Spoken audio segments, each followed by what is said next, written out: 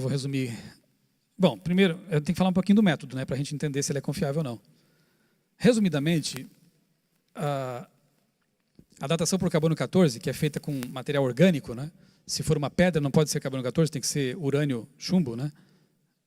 No caso do material orgânico, ossos, fragmentos de tecidos animais, eles usam o seguinte método. Na atmosfera, você tem nitrogênio 14, que é bombardeado constantemente por radiação solar, raios cósmicos, e ele se transforma num isótopo, carbono 14. Esse C14 é instável. Com o tempo ele vai perdendo partículas de energia e vai se transformando de novo em nitrogênio, que é estável. Então você tem dois tipos de carbono aqui no nosso mundo. Você tem o carbono 14, que é instável, e o carbono 12, que é estável. Teoricamente, enquanto um ser vive, ele está absorvendo por respiração e por alimentos, né, água também, quantidades mais ou menos iguais de carbono 12 e 14. Quando o animal ou o ser humano morre, o carbono 12 fica no corpo dele, porque é estável. E o que acontece com o carbono 14? Se decompõe, vira gás, nitrogênio e sai daquela amostra, sai daquele cadáver. A meia-vida do carbono 14 é de 5.000, vamos arredondar, 5.000 anos, tá? Isso é sabido.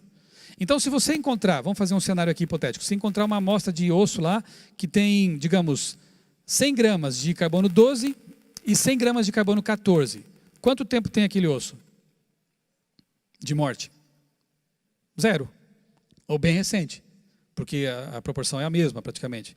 Ok, você pega aquele osso, vai datar no laboratório e encontra 100 gramas de carbono 12 e 50 gramas de carbono 14. Quantos anos tem essa amostra? 5.000 anos. A meia-vida é de 5.000 anos. Você tem, nessa amostra, 100 gramas de carbono 12 e 25 gramas de carbono 14. Quantos anos tem essa amostra? 10.000 anos. Ficou fácil? É assim que funciona. Porém, tem alguns detalhes que têm que ser analisados. O que garante que quando aquele bicho morreu, não foi contaminada aquela amostra com carbono 14 ou 12? Vou dar um exemplo apenas. No meu livro História da Vida, tem um capítulo só sobre esse assunto, e eu trato com detalhes isso aí. No Canadá, foi construído um aeroporto, e em volta do aeroporto tinha árvores que tinham sido plantadas, sabidamente, fazia 200 anos. Ok? Depois que o aeroporto começou a funcionar plenamente, alguém teve a ideia de pegar aquelas cascas de árvores e fazer uma datação. Levou para o laboratório e deu milhares de anos. O que você acha que aconteceu ali? Avião tem turbinas, e as turbinas expelem o quê? Monóxido de carbono 12. As árvores estavam perto do aeroporto. O que aconteceu com elas? Foram contaminadas por carbono 12. Se ninguém soubesse que aquelas árvores tinham sido plantadas fazia 200 anos, a conclusão seria de que elas tinham milhares de anos, porque a datação deu isso. Então, quem me garante que uma amostra deixada na natureza, né, durante tanto tempo, séculos, não sofreu contaminação por gases, por outros fatores, né?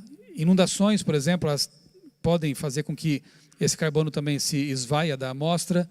Depois da Revolução Industrial, muito mais carbono na atmosfera, e uma série de fatores. O método é bem interessante. Teoricamente, ele é confiável. Mas se você passar de alguns poucos milhares de anos, já é complicado de confiar nesse método. Mas recentemente aconteceu algo que nos chamou muito a atenção dos criacionistas.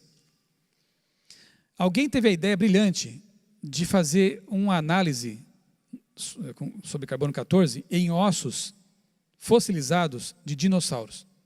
Nunca ninguém tinha feito isso. Você pode perguntar, mas por que não? Porque eles acham que é absurdo fazer isso. Porque um osso de dinossauro tem milhões de anos. E depois de 1 milhão de anos, depois de 100.000 anos, não é para ter mais nenhuma molécula de carbono 14 em qualquer amostra, porque a meia-vida dela é curta. Então, não tem nada que absurdo datar por carbono 14 um fóssil de dinossauro. Mas alguém resolveu fazer isso. Aliás, estão descobrindo coisas muito espantosas recentemente, né? Eu tenho publicado isso no meu blog, eu convido você a pesquisar. Tecido mole de dinossauro. Já foram feitas 3, 4 descobertas sobre isso, até mais. Eles aprimoraram as técnicas de investigação, conseguem perfurar um fóssil, e lá dentro, o que eles estão encontrando? Até hemácias, células sanguíneas. Ah, deve ser de um ser humano que se cortou e contaminou a amostra. Não é, porque as hemácias humanas não têm núcleo, e as de répteis têm, e aquelas ali tinham núcleo. Era do bicho mesmo.